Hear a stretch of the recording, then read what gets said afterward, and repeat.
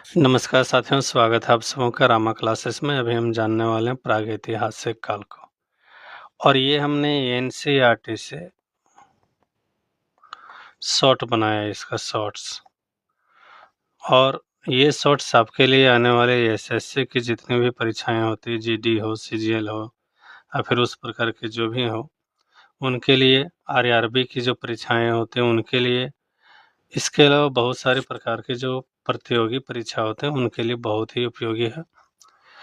तो आइए हम उन सारे फैक्ट को देखें जो अक्सर परीक्षा में आते हैं। सबसे पहला चीज है प्रागैतिहासिक काल। तो प्रागैतिहासिक काल को अगर हम देखें तो इसको 3 भाग में बांटा गया है। कितने भाग में? 3 भाग में।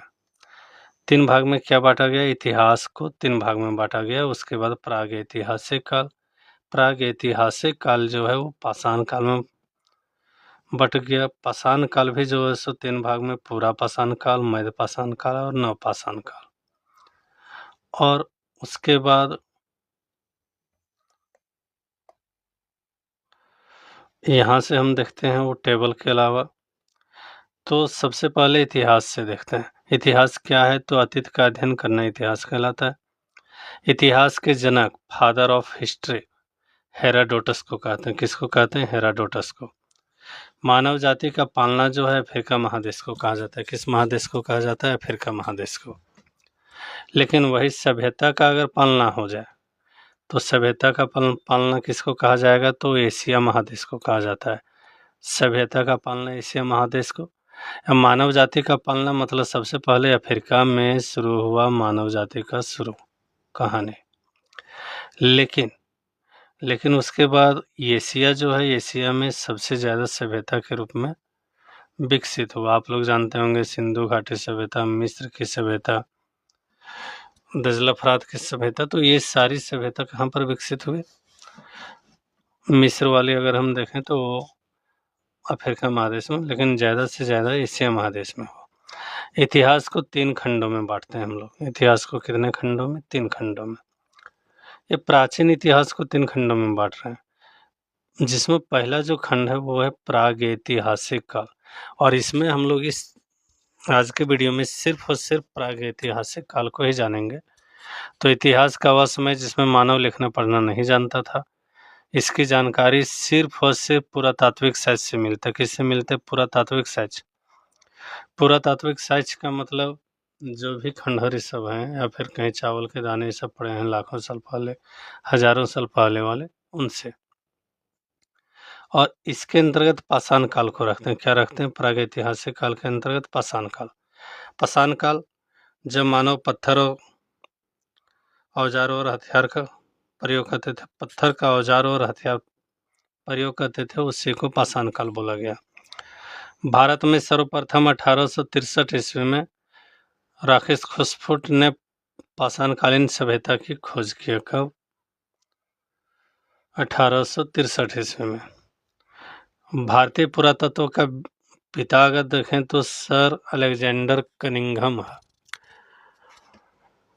भारत के पुरातात्विक संग्रहालय को इंदिरा गांधी मानव संग्रहालय, जो कि भोपाल में, उसे कहा जाता है, जो संस्कृति मंत्रालय के अधीन आता है। किसके अधीन? संस्कृति मंत्रालय। मिलने वाले धातु के आधार पर इतिहास का नामकरण क्रिश्चियन थॉमस ने किया।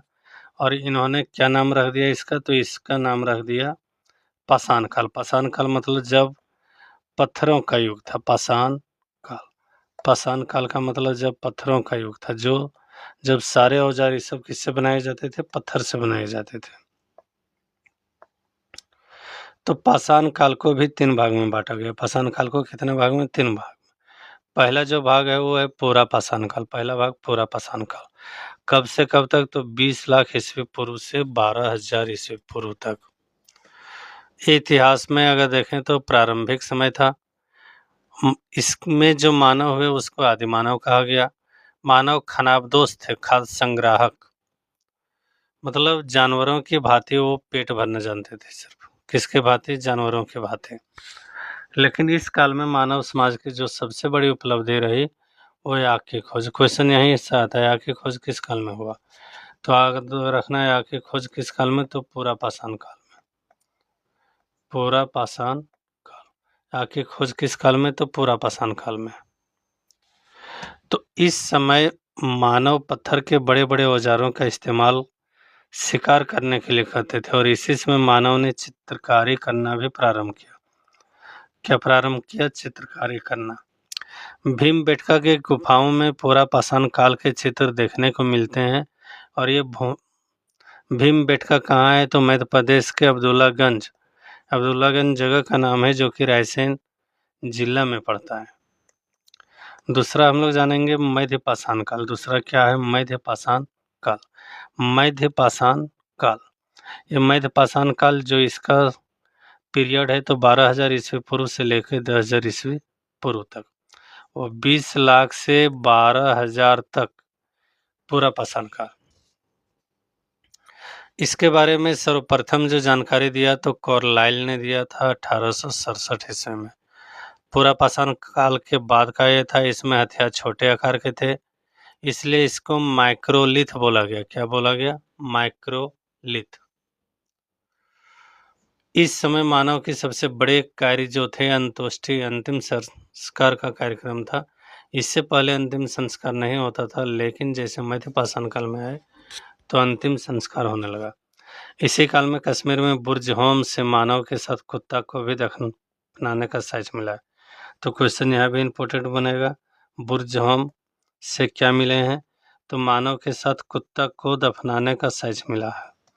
इसी काल में मानव के अस्थि पंजर को सबसे पहला अवशेष हिजरत यूपी के जो सराय नाहर है वहाँ पर और महदहास नामक स्थान पर, ये दोनों जगह से पाया गया है। तो ये हो गया मध्य पाषाण काल। अब हम लोग जानते हैं नव पाषाण काल। नव पाषाण काल ये 10,000 ईस्वी से लेकर 3,000 कहीं कहीं ये 4,000 भी रहता है, तो लगभग 6,000 साल तक ये चला। इस काल के बारे में सबसे पहले जो जानकारी दिया सर जॉन लुबोक ने 1865 में दिया।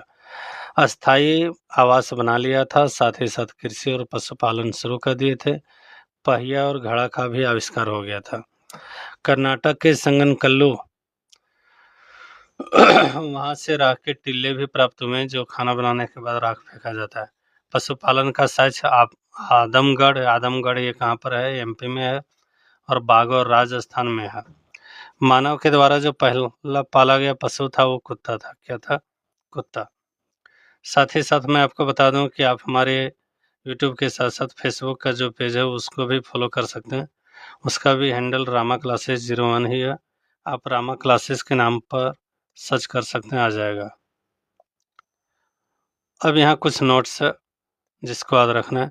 तो मेहरगढ़ यह पाकिस्तान के बलूचिस्तान में है। कहाँ पर? बलूचिस्तान में।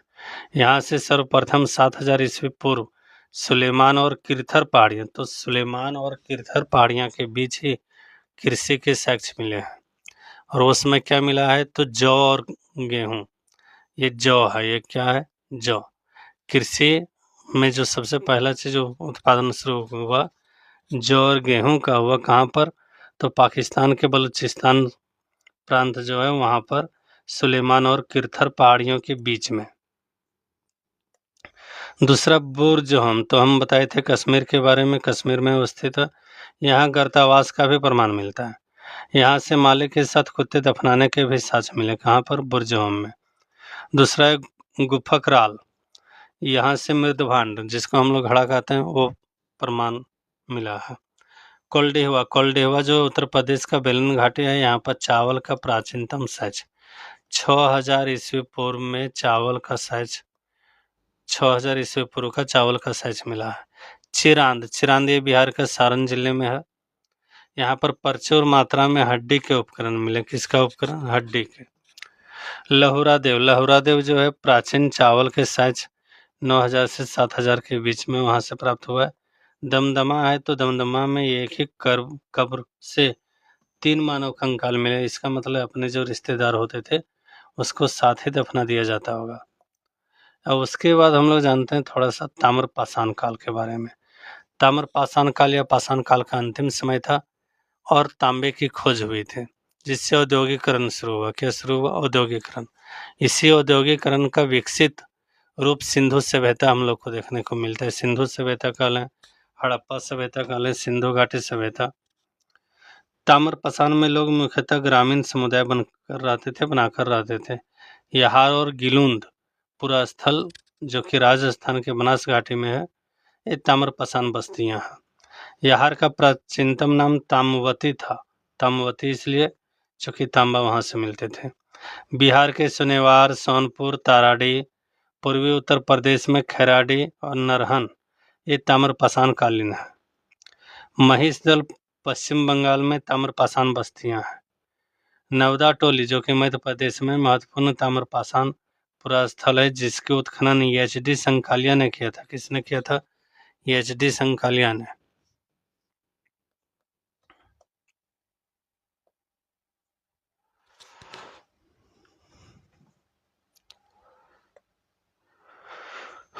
इनाम गांव ताम्रपाषाण युग की सबसे बड़ी बस्ती थी। यहाँ के लोग विशेषकर मातृ देवी की पूजा करते थे और मानव के द्वारा खोजी गई सबसे पहली जो धातु था वो तांबा था। बच्चे के गलों में तांबे के मनकों का हार पहनाकर उन्हें दफनाने का सच मिला है। ये कहाँ से? महाराष्ट्र के चंदौली और नेवासा बस्ती में पाया गया है। स्टेटाइट और कॉर्नेलियन ये ताम्रपाषाण के प्रमुख कीमती पत्थर में से एक थे। जिनके पास ये वस्तुएं होते थे वो धनी कहलाते थे। क्या कहलाते थे? धनी।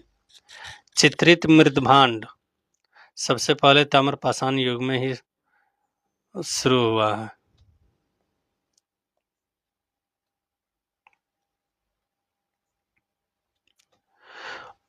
और सर्वप्रथम ताम्रपाषाण युग, ताम्रपाषाण लोगों ने ही प्रायद्वीपीय भारत में बड़े बड़े गांव बसाए थे और ताम्रपाषाण युग में लोग लिखने की कला नहीं जानते थे और न ही नगरों में रहते थे। वे कांस्य युग के लोग नगरवासी कहलाते थे।